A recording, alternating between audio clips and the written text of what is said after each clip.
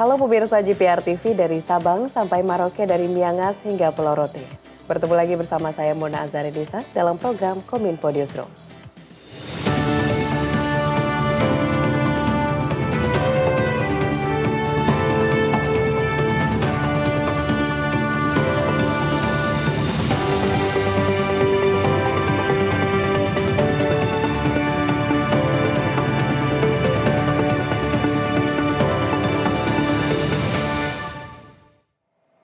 Pemirsa, kita ke informasi pertama. Percepatan revisi Undang-Undang tentang narkotika bisa menjadi jawaban atas permasalahan kelebihan kapasitas di dalam lembaga permasyarakatan.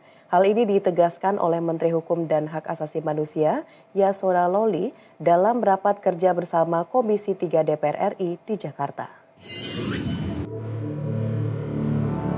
Kementerian Hukum dan Hak Asasi Manusia mendorong rencana pembahasan revisi Undang-Undang tentang narkotika dan psikotropika dalam rapat kerja bersama anggota Komisi 3 DPR RI. Menkumham mengatakan revisi Undang-Undang narkotika bisa menjadi solusi dari kapasitas lapas yang semakin terbatas dan pemberantasan narkoba yang lebih efektif. Narapidana narkoba disebut Menkumham menjadi yang paling banyak mendekam di dalam lapas. Jumlahnya bahkan mencapai 50% dari lapas. Sesak napas dalam lapas dinilai Menkumham harus cepat ditangani dan perlu kerjasama beberapa pihak menangani persoalan tersebut. Revisi Undang-Undang Narkotika akan mengarahkan pemakai narkoba untuk direhabilitasi sehingga mengurangi jumlah narapidana dalam lapas. Lapas di Indonesia telah mengalami kelebihan kapasitas 89%, di mana kapasitas hunian lapas berjumlah 140.000, namun total penghuninya berjumlah 265.000 orang. Sekarang di tangan teman-teman, kalau bisa kita selesaikan ini bisa menjadi legacy antara pemerintah dan Komisi 3 DPR. Selalu yang disampaikan oleh teman-teman, oleh Komisi 3, overkapasitas karena narkotika, penanganan narkotika dan lain-lain. Saya kira paradigma baru yang mau kita ambil dalam revisi Undang-Undang Narkotika ini menjadi amat penting. Kalau ini lagi kita carry over Pak Ketua, seperti kita ketahui bahwa, mohon maaf, nanti akan ada anggota-anggota DPR yang baru, anggota Komisi 3 yang baru, yang harus kita ulangi lagi pembahasannya nanti. Mundur, banyak energi yang tersita. Kementerian Koordinator Bidang Kemaritiman dan Investasi optimis nilai ekspor nikel Indonesia pada tahun 2030 dapat tumbuh hingga menyentuh angka 70 miliar dolar atau setara dengan 1.140 triliun rupiah. Proyeksi nilai tersebut merupakan dampak dari hilirisasi. Nilainya akan lebih besar saat Indonesia mampu memproduksi prekursor katoda.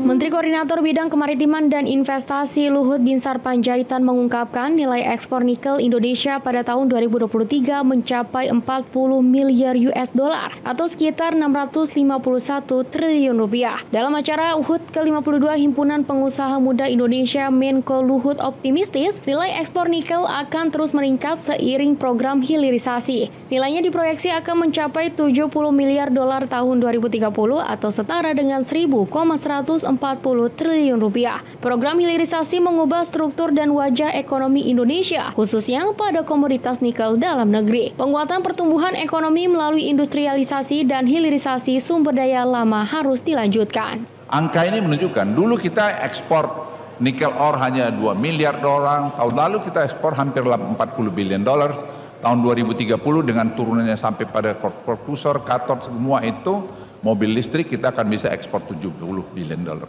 Di mana Anda dapat seperti itu? Kita belum bicara tadi mengenai siwit. Siwit ini jadi kita negara terbesar di dunia sampai seperti nikel.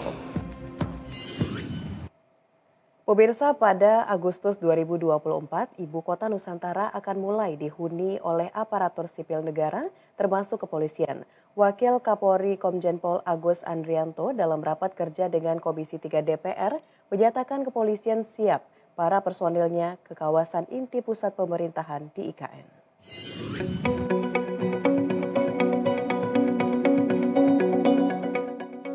Wakil Kepala Polri Komjen Pol Agus Andrianto dalam rapat kerja bersama anggota Komisi 3 DPR RI di Senayan, Jakarta memastikan Polri siap memindahkan tahap 1 personil sebanyak 1.667 orang dengan pembagian 700 personil di kantor pusat dan 967 personil pada sistem.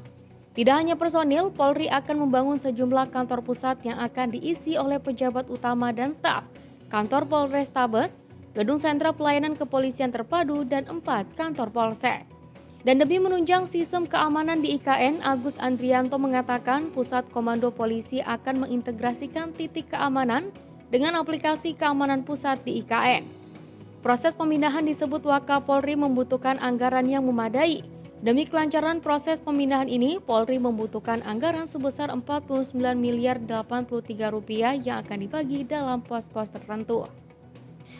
Kesiapan pergeseran personil Polri ke IKN dilakukan dengan mempedomani buku induk IKN di mana jumlah pemindahan personil Polri ke wilayah KIPP IKN tahap 1 tahun 2024 berjumlah 1.667 orang, terdiri dari jumlah personil pada kantor pusat sebanyak 700 personil dan personil pada sistem sebanyak 967 personil.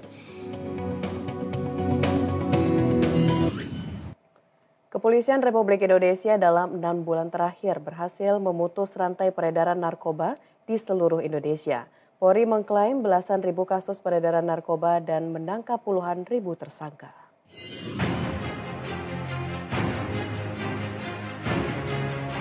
Wakapolri Komjen Agus Andrianto dalam rapat kerja dengan Komisi 3 DPR di Kompleks Parlemen Senayan mengatakan Januari hingga Juli dalam 6 bulan Kepolisian Republik Indonesia berhasil memutus belasan ribu kasus narkoba di seluruh Indonesia dengan penindakan kepada tersangka mencapai puluhan ribu orang. Bareskrim Polri dalam 6 bulan terakhir menyita bukti narkoba dalam jumlah besar yakni 2 juta gram sabu, 1 juta gram ganja, 2 juta gram pil ekstasi. Sitaan narkoba tersebut telah menyelamatkan nyawa jutaan orang Indonesia sejak awal 2024 hingga saat ini. Sampai dengan saat ini Polri berkomitmen dalam pemberantasan peredaran narkotika terkait dengan alokasi anggaran narkoba 2024 sebesar 567,4 miliar, kemudian usulan tambahan sebesar 524,5 miliar diharapkan nanti akan menjadi 1T. Dalam rangka memperkuat tugas Polri di wilayah perairan, telah dilakukan pengalokasian anggaran dalam bentuk pengadaan kapal patroli melalui pinjaman dalam negeri.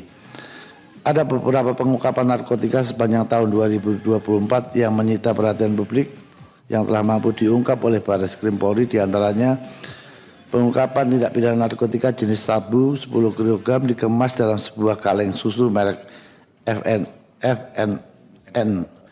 Pengungkapan clandestine lab dan pengungkapan DPO kasus clandestine lab Sunter di Bali, kemudian pengungkapan industri narkotika jenis sabu di Batam.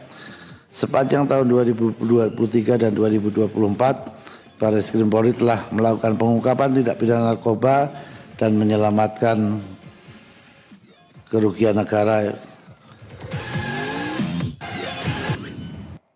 Pemirsa, usai jeda pariwara, kami akan kembali dengan informasi lainnya. Tetaplah bersama Kominfo Newsroom.